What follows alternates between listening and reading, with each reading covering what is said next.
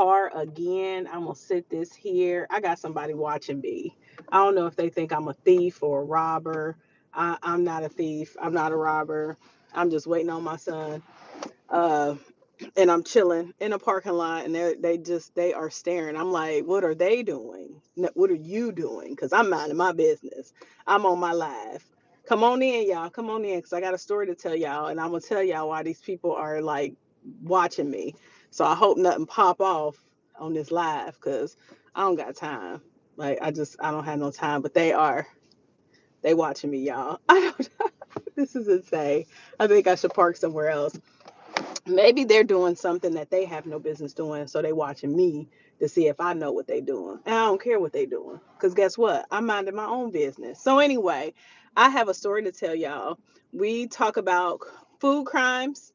We're talking about food stories. We are talking about funny stories. A couple food crimes was people being nasty in the kitchen. I think I'm gonna do a couple of series about that.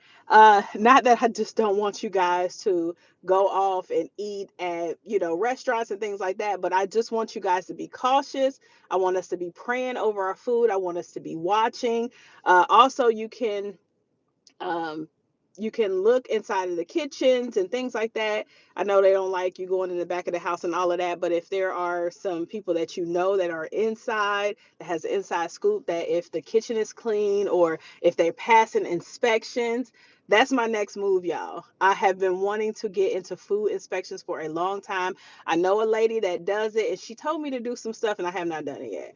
But I want to go, and they fly you around. You get to eat, you get to inspect. Like, I really need to get in that, because that is my thing. I used to do inspections with the FDA, and I really liked it. And I won't tell y'all which sector I was in, but I wasn't in food. So I really want to get in food. I want to be able to go inside and check the food. I want to be able to check the places, because even though food inspectors are not supposed to tell you where the bad food is, they know personally.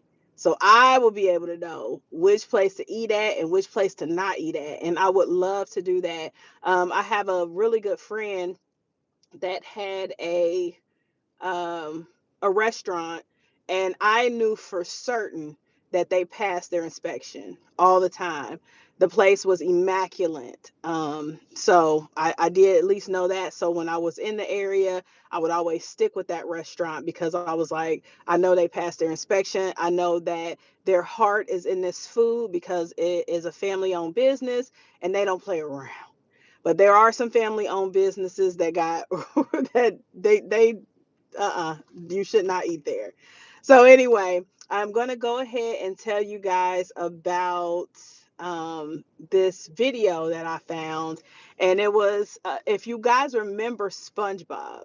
So I used to be not I was not a big fan of SpongeBob. Let me not say that, because SpongeBob really wasn't in my era. But my kids like to watch SpongeBob, and my only thing about SpongeBob was I felt like he was a little dumb. I was wondering, they make cartoons a little stupid and doing like little crazy stuff and all of that, and which is fine. But I just hated my kids watching that kind of stuff, because I felt like it would like rub off on them or whatever. And SpongeBob was not very bright at all, but he was like a little loving person that I could remember. I can't even remember, because I did not really like SpongeBob. But I remember I stopped letting them watch SpongeBob because, and this is correlating to our story, so just give me a minute, because we have a restaurant that tried to do an interpretation of the Krusty Krab.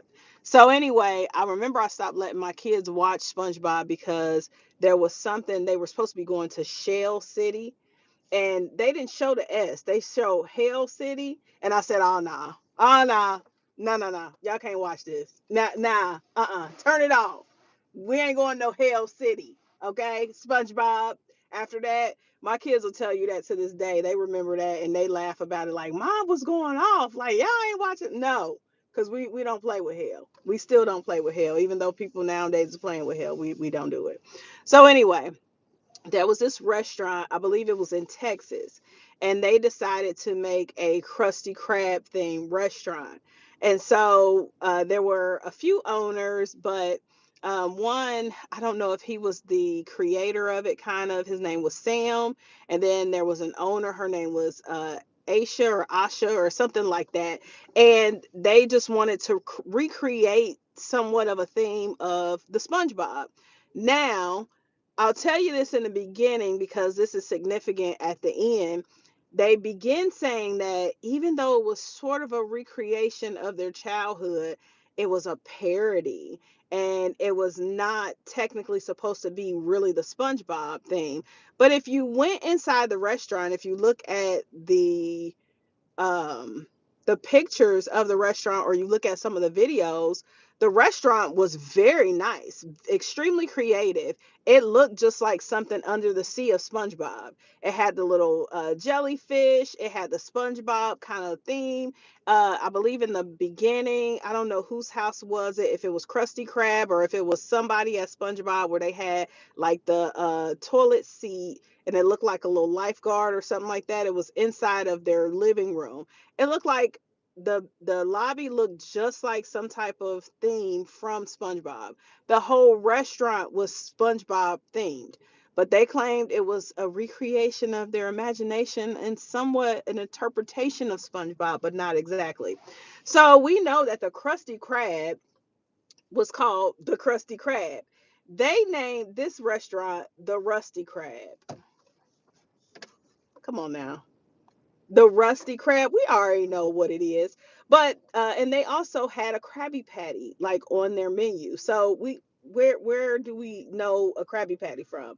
From SpongeBob. So all this parody and we're just pretending or whatever, pish posh, hosh posh, or whatever you call it. Y'all lying. So anyway, they had the Krusty Krab and all that. It looked just like Mr. Krabs Diner on the show. It was just everything SpongeBob.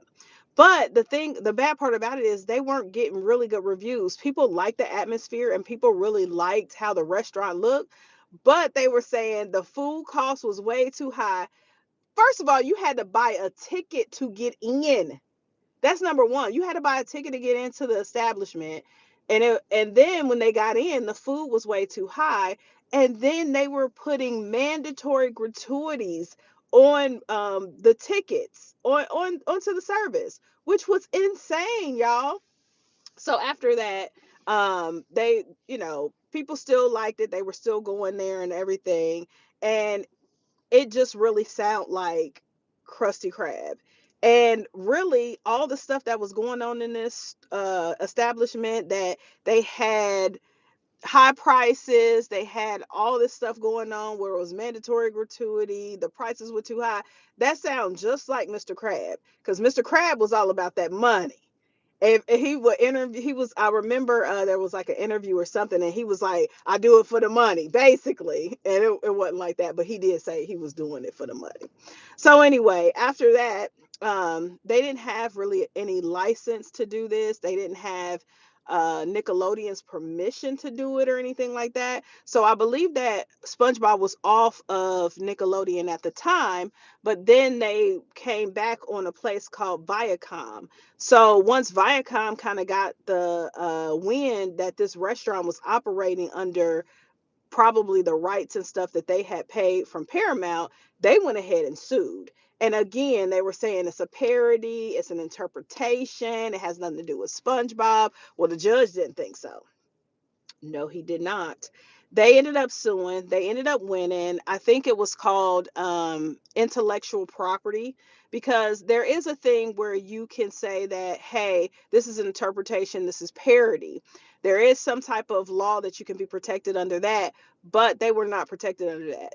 The judge was like, this is not parody at all. It's not parody protected. Y'all straight up stole this idea. This is SpongeBob all the way. So again, they got sued. I believe it's called intellectual property. They also had to pay, I think, $6 million to Paramount. Who has $6 million? Like, I know the restaurant was up and running.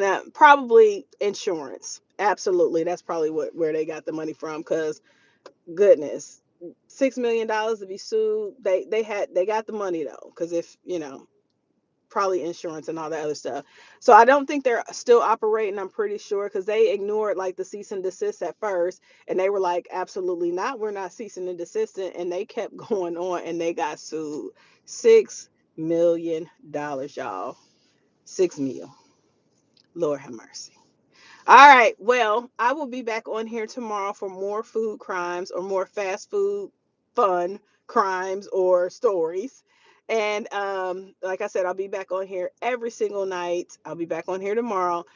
I am the real Gina B. Date with a plate. Only eat it if it's good.